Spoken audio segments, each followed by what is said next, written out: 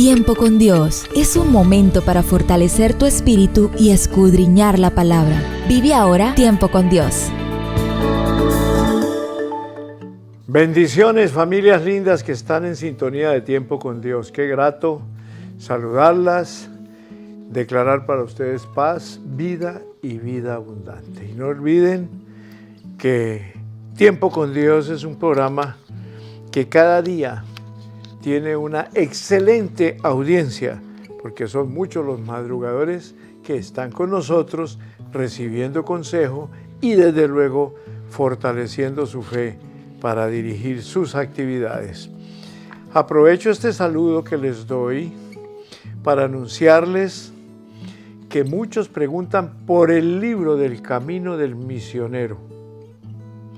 Ese camino del misionero lo pueden solicitar por medio de Amazon, que es una plataforma donde ustedes lo consiguen, el Camino del Misionero, que son 40 años de la visión, fe y sufrimiento, pero con destino profético. Es la historia de todo lo que nuestro pastor ha hecho en los últimos 40 años. En el libro ya estamos en 45 años, ya se está editando un libro más en el cual se hablará de otras cosas después del Camino del Misionero. Bendiciones para todos. Comenzamos Tiempo con Dios. Hemos venido tratando en esta semana la historia del pobre de Nazaret. Y en este cuarto día, como introducción, vamos a hablar de la bendición del perdón. Yo diría que gloria a Dios por el perdón. Porque si Cristo Jesús nos perdonó todas las tonterías que hicimos antes de conocerlo a Él, nosotros, ¿por qué no aprendemos a perdonar? Mire lo que dice Mateo capítulo 18, versículos 21 y 22. Señor, ¿cuántas veces perdonaré a mi hermano que peque contra mí? ¿Hasta 7? Jesús le dijo, no te digo hasta 7, sino aún hasta 70 veces 7. Como matrimonio, parejas lindas que están allí en sintonía de Tiempo con Dios,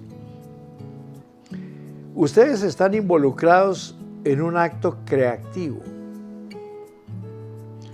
No estoy hablando de la venida de un nuevo miembro de su familia, no. Cada vez que usted perdona a su cónyuge, se involucra en un nuevo comienzo creativo para su matrimonio. Es cierto que las heridas y las ofensas aún existen, pero cuando usted perdona, se rehúsa a permitir que se conviertan en anclas que le impiden moverse hacia adelante. David Augsburger describe el perdón de la siguiente manera. Escuchen pues, paren orejita. El perdón tiene lugar cuando el amor acepta deliberadamente las heridas y asperezas de la vida y elimina todos los cargos en contra de la otra persona. El perdón es la aceptación de la otra persona, aun cuando usted y ella saben que han hecho algo verdaderamente inaceptable. El perdón es una silente sonrisa a su cónyuge cuando las justificaciones para mantener el insulto o la herida viva están en la punta de su lengua y sin embargo usted se las traga. No porque usted quiera guardar la paz, sino porque usted desea hacer la paz. El perdón no es la aceptación otorgada bajo condiciones de que la otra persona va a cambiar. El perdón se otorga libremente, más allá de la sutil advertencia de que el que perdona también tiene necesidad de constante perdón diariamente. El perdón necesita la fortaleza de Dios para amar y recibir a la otra persona sin ninguna seguridad de completa restitución o enmienda. El perdón es una relación entre iguales que reconoce la necesidad de cada uno y las comparte. Cada uno necesita del perdón del otro. Cada uno necesita de la aceptación del otro. Cada uno necesita del otro y por eso ante Dios, cada uno desecha todos los cargos, refuta todas las autojustificaciones y perdona. ¿Y perdona cuánto? 70 veces 7, como dijo el Señor Jesús. Que el Señor les bendiga, parejas lindas, y empiecen a perdonarse desde ya. Bueno, mis amados, continuemos con la historia de nuestro amado Jesús, el pobre de Nazaret. El pobre de Nazaret no hizo una carrera eclesiástica, como lo hiciera Saulo de Tarso a los pies de Gamaliel, de quien recibió el grado académico mediante la imposición de las manos, gesto que se designa como semijá o apoyadura de manos. Quienes aspiraban a ejercer cargos relevantes en la sociedad civil o en la estructura levítica asistían a las escuelas rabínicas. Pero el pobre de Nazaret no tenía aspiraciones protagónicas ni vocación rabínica y así no buscó una preparación académica ni se relacionó con la clase sacerdotal. No. Fue un simple laico, considerado por los altos jerarcas de la capital como un ignorante del país del norte y como un entrometido en cosas que no entendía y no le competían. Preguntan, ¿de dónde salió entonces o dónde estudió entonces? Sin duda, en la sinagoga de Nazaret y en el oscuro taller de su propia casa, con dos insignes maestros, María y José.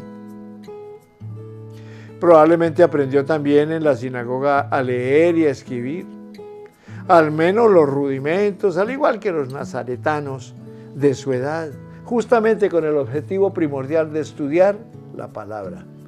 Si bien el quehacer fundamental de la escuela de la sinagoga en relación con la escritura no era leer, sino memorizar los textos transmitidos y recibidos oralmente. Como todo israelita, Jesús sabía de memoria muchos textos bíblicos y probablemente todos los salmos. Estás en Tiempo con Dios, tu mejor momento. En este orden, en todo caso, hijos de Dios, que están en sintonía de Tiempo con Dios, sorprendemos a Jesús notablemente familiarizado con la Escritura. Y nuestra sorpresa no se debe a la facilidad dialéctica con que manejaba los textos sagrados, sino al hecho de que toda su mentalidad está impregnada por la inspiración bíblica. Su cosmovisión, su comprensión del alma y el destino de su pueblo, su sentido profundo y último de la historia, en fin, toda su filosofía está empapada de espíritu bíblico, sin que vislumbremos ni por un instante un solo vestigio de cultura grecorromana. Incluso nos sorprende la destreza con que maneja la terminología bíblica.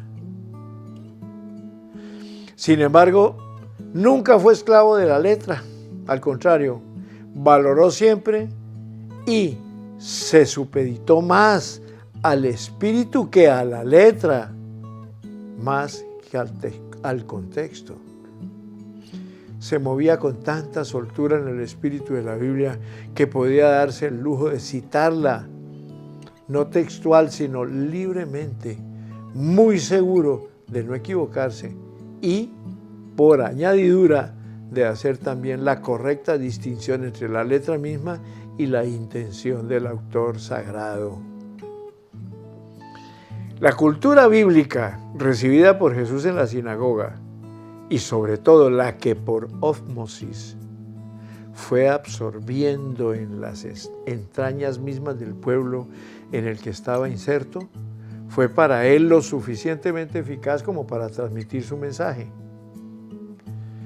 Por eso hoy podemos hablar de la civilización judeocristiana, porque debajo de la novedad del Evangelio palpitan las verdades eternas de la Biblia con las que se alimentó y forjó el alma de la Biblia, con las que se alimentó y forjó el alma del pobre de Nazaret. Por la Biblia sabía que todos nacemos iguales y libres, y que entre iguales no pueden existir el atropello o la opresión.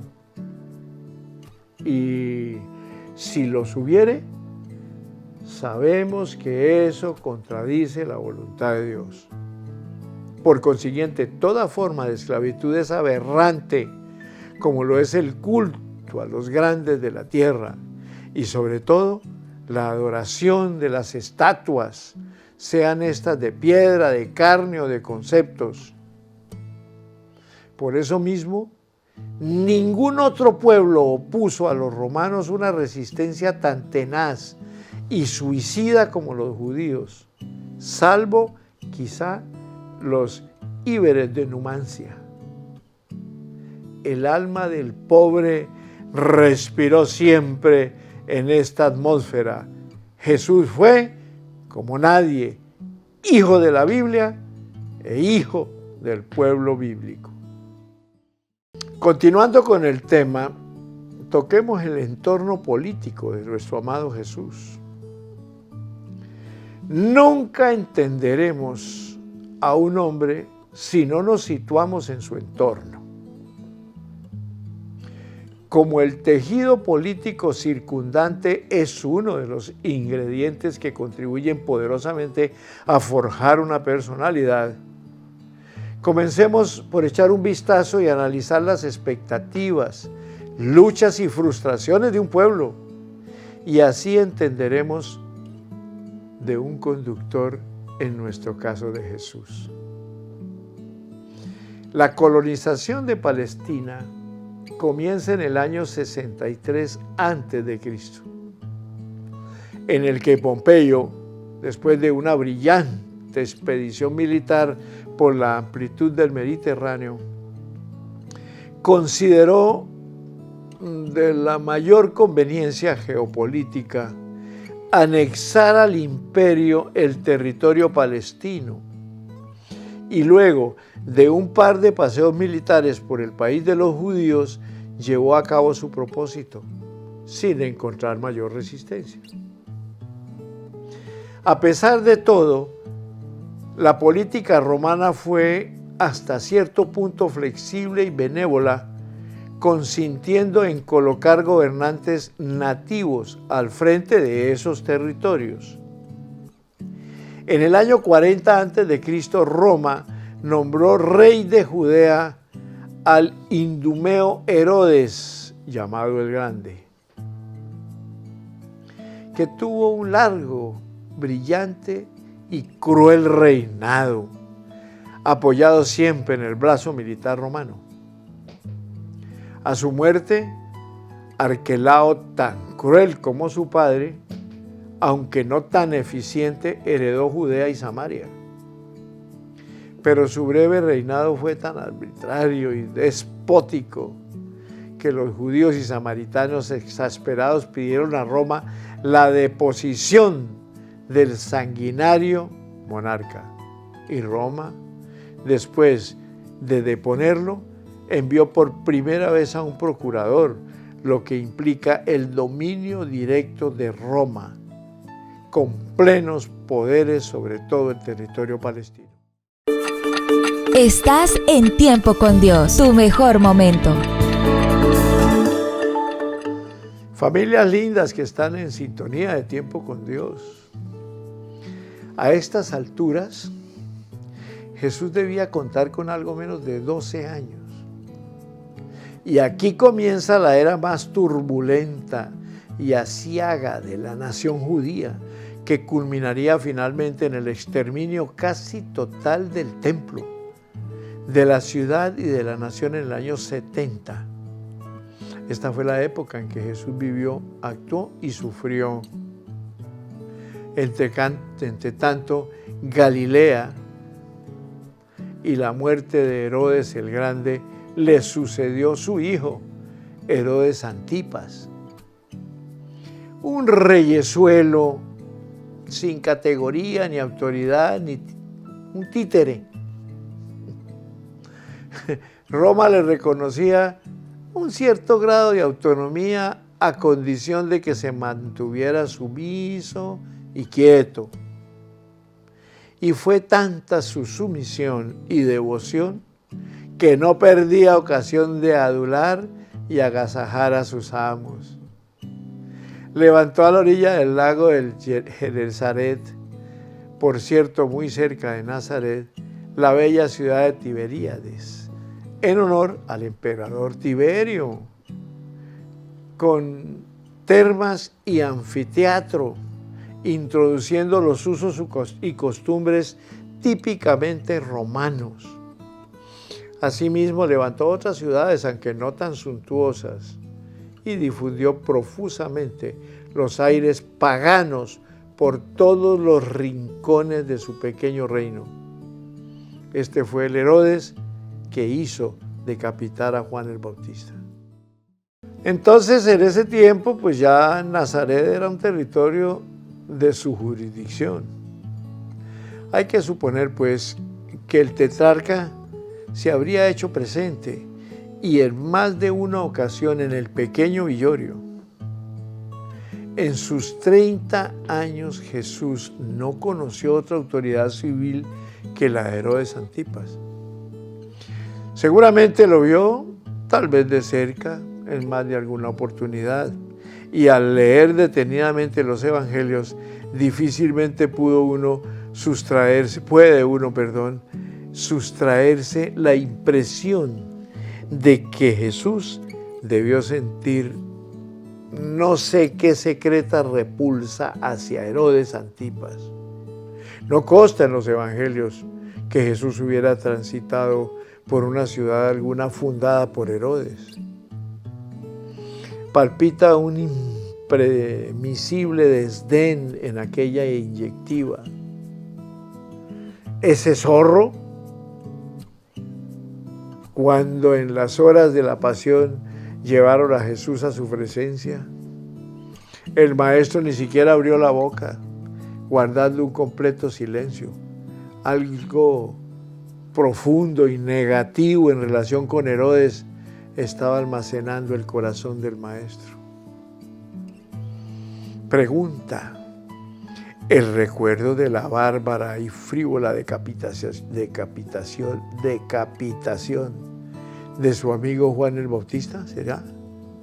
Es posible. Y seguramente mucho más. Estás en Tiempo con Dios, tu mejor momento. Cerramos este bendito día hablando de esta situación política que fue un duro golpe para el orgullo nacional de los judíos. Siempre habían creído en su destino como pueblo elegido, soñado en que un día todas las naciones se postrarían ante su Dios en el templo de Jerusalén.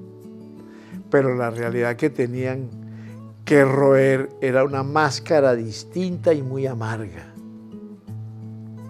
En Cesarea se había levantado un templo espectacular en honor del divino Augusto, representado como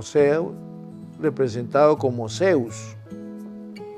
Por todas partes surgían anfiteatros, teatros y gimnasios, en los que tanto en Cesarea como en Jerusalén, cada 4 años se organizaban torneos, justas y campeonatos en honor del divino Augusto.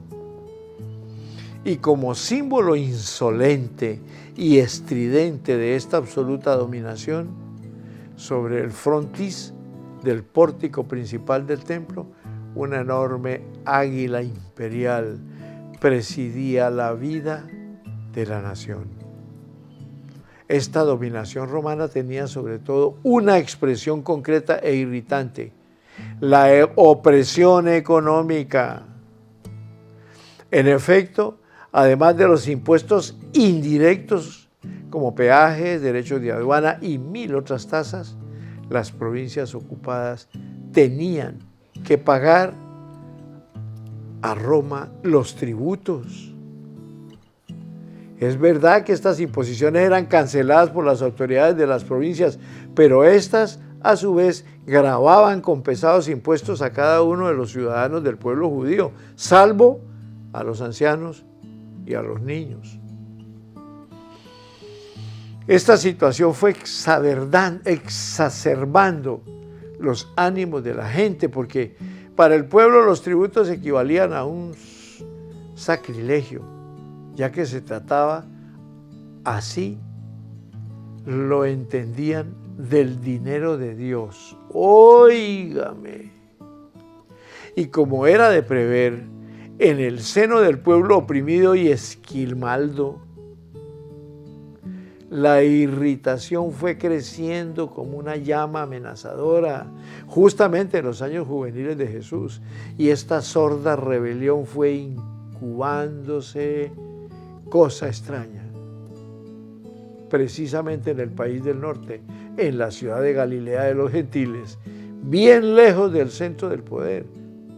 Aquí habría de nacer también el movimiento de los celotes, hombres de extracción campesina y muy religiosos que con variada suerte y a través de diversas alternativas, habrían de hostigar a las guarniciones romanas hasta que su resistencia fue totalmente aniquilada en el año 70.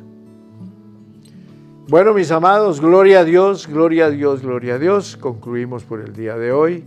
Qué grato haber tenido una semana más hablando del pobre de Nazaret, nuestro amado Jesús de Nazaret. Yo les bendigo. Nos queda un día más. Ahí vamos a conocer cositas bellas de ese tal pobre de Nazaret. Nada más y nada menos que el Hijo del Dios Altísimo. Delante de Él se doblará toda rodilla de los que estemos en el cielo, en la tierra o debajo de la tierra.